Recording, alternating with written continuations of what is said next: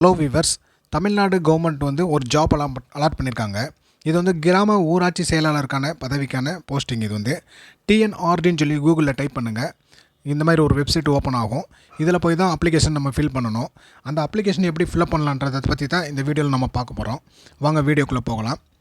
முதல்ல கூகுளில் போய் டிஎன்ஆர்டின்னு போட்டிங்கன்னா மாவட்ட அளவிலான இந்த மாதிரி காலம் ஓப்பன் ஆகும். இந்த காலமில் பார்த்திங்கன்னா மாவட்ட அளவிலான கிராம ஊராட்சி செயலாளருக்கான விண்ணப்பங்கள் போட்டிருக்காங்க. அதை நீங்கள் கிளிக் பண்ணுங்கள். கிளிக் பண்ணிங்கன்னா கீழே பார்த்தீங்கன்னா அப்ளைன்னு ஒரு ஆப்ஷன் வருது பாருங்கள். இந்த அப்ளைன்ற ஆப்ஷனை கிளிக் பண்ணுங்கள்.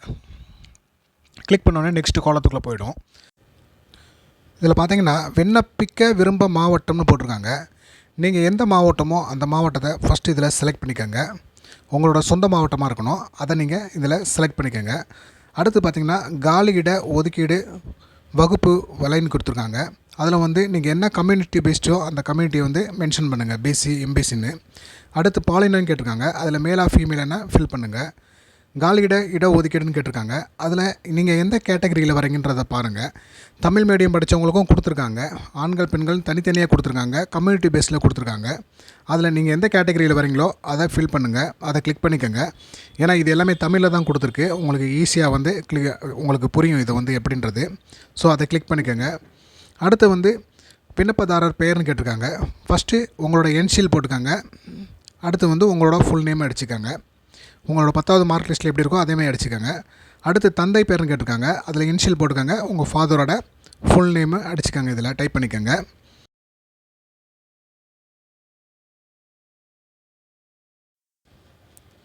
அடுத்து பார்த்தீங்கன்னா 10ஆம் வகுப்புன்னு கேட்டிருக்காங்க. நீங்கள் 10ஆம் வகுப்பு தேர்ச்சி பெற்றிருக்கணும். இதை அப்ளை பண்ணணும்னா 10ஆம் வகுப்பு தேர்ச்சி பெற்றிருந்தால் தான் நீங்கள் இதில் வந்து எலிஜிபிளாக வர்றீங்க.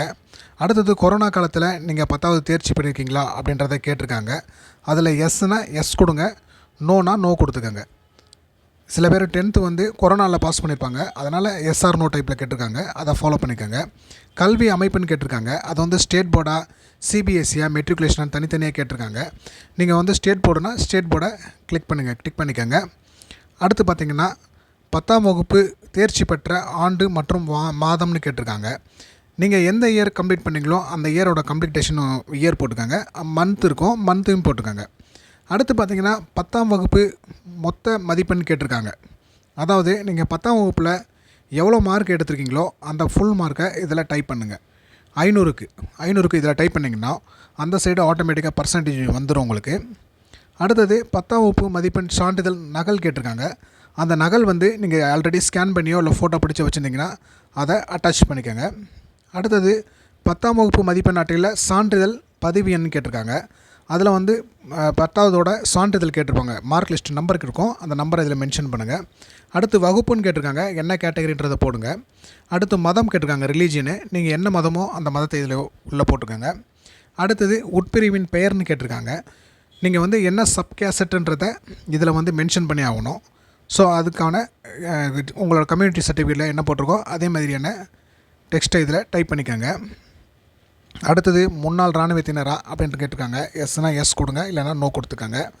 ஆதரவற்ற விதவியான்னு கேட்டிருக்காங்க. அதுலேயும் எஸ்னா எஸ் கொடுங்க, இல்லைனா நோன்னு கொடுங்க.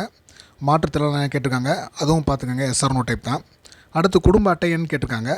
உங்களோட ஸ்மார்ட் கார்டில் உள்ள நம்பர் இருக்கும் பாருங்கள், அந்த குடும்ப அட்டை நம்பரை இதில் டைப் பண்ணிக்கோங்க. ஃபுல்லாக டைப் பண்ணிக்கோங்க. அடுத்தது உங்களோட டேட் ஆஃப் பர்த் கேட்டிருக்காங்க. உங்களோட 10th மார்க் லிஸ்ட்டில் என்ன டேட் ஆஃப் பர்த்தோ அந்த டேட் ஆஃப் பர்த்தை இதில் ஃபுல்லாக டைப் பண்ணிக்கோங்க. Year, month and date type பண்ணிக்கோங்க. அடுத்தது எந்த மாவட்டம்னு கேட்டிருக்காங்க. சொந்த மாவட்டம். உங்களோட சொந்த மாவட்டத்தை இதில் மென்ஷன் பண்ணிக்கோங்க. அடுத்து உங்களோட ஃபோன் நம்பர் கேட்குறாங்க கீழே. உங்களோட ஃபோன் நம்பரு எந்த ஃபோன் நம்பர் கரண்ட்டாக நீங்கள் வச்சுருக்கீங்களோ கையில் அந்த ஃபோன் நம்பரை ஃபுல்லாக இதில் டைப் பண்ணிக்கோங்க. ஃபோன் நம்பர் ரொம்ப இம்பார்ட்டன்ட்டு. ஏன்னா ஃபோன் நம்பருக்கு தான் எல்லா மெசேஜுமே வரும். அதுவும் இல்லாமல் ஓடிபியும் பாஸ் ஆகும் அதில் தான். அடுத்தது மின்னஞ்சல் கேட்டிருக்காங்க. உங்களுக்கு இமெயில் ஐடி இருந்துச்சுன்னா எஸ் கொடுங்க, இல்லைன்னா நோ கொடுத்துக்கோங்க. எல்லாருக்கிட்டும் இமெயில் ஐடி இருக்கும், அதனால் நீங்கள் எஸ் கொடுத்துக்கோங்க. நான் இதில் வந்து நோ கொடுத்துருக்கேன். அடுத்து 1ஆம் வகுப்பு முதல் 8ஆம் வகுப்பு வரை தமிழ் வழியில் படிச்சிருக்கீங்களான்னு கேட்டிருக்காங்க. அதுவும் எஸ்ஆர் நோ டைப்பில் தான் கேட்டிருக்காங்க. ஸோ எஸ்னா எஸ் கொடுங்க, இல்லைனா நோ கொடுத்துக்கோங்க.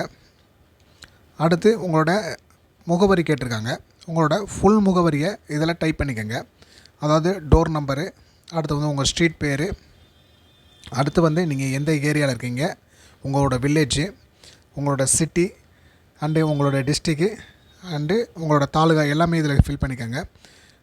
பின்கோடு நம்பர் கூட கேட்டிருக்காங்க. ஸோ பின்கோடு நம்பரும் கண்டிப்பாக நீங்கள் இதில் ஃபில் பண்ணி ஆகணும். ஏன்னா உங்களுக்கு எந்த ஒரு இன்ஃபர்மேஷனும் கொடுக்கணுனாலும் இதில் கொடுத்துருவாங்க. உங்களுக்கு கால் லெட்டர்ஸ்லாம் கொடுக்கணுனாலும் சம்டைம் இதில் கொடுக்குறதுக்கான வாய்ப்பு இருக்குது. ஸோ அதனால் இதை கண்டிப்பாக ஃபாலோ பண்ணிக்கோங்க. அடுத்து பார்த்தீங்கன்னா வகுப்பின் சான்றிதழ் கேட்டிருக்காங்க. வகுப்பு சான்றிதழ் அதாவது கம்யூனிட்டி சர்டிஃபிகேட்டு, அதெல்லாம் ஏற்கனவே நீங்கள் ஸ்கேன் பண்ணி வச்சுக்கோங்க. அந்த வகுப்பு சான்றிதழ் வந்து அவங்க எவ்வளோ கேபி கொடுத்துருக்காங்க பாருங்கள். 100 கேபிக்குள்ளே தான் கேட்டிருக்காங்க.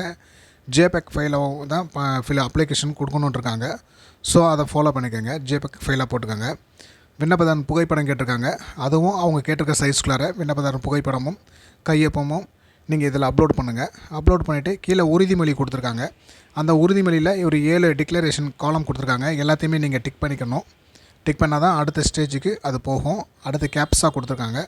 கேப்ஸாவும் இதில் போட்டுக்கோங்க. என்ன கேப்ஸா கொடுத்துருக்காங்களோ கொடுத்துட்டு நெக்ஸ்ட்டு கொடுங்க. நெக்ஸ்ட்டு கொடுத்தீங்கன்னா பேமெண்ட் கேட்கும். நீங்கள் பேமெண்ட் கொடுத்துட்டிங்கன்னா அதோட அப்ளிகேஷன் கம்ப்ளீட் ஆகிடும். அப்ளிகேஷன் பிரிண்ட் அவுட் எடுத்து வச்சுக்கோங்க. இவ்வளோ தான் அப்ளிகேஷன் ஃபில் பண்ணுறதுக்கான மெத்தடு.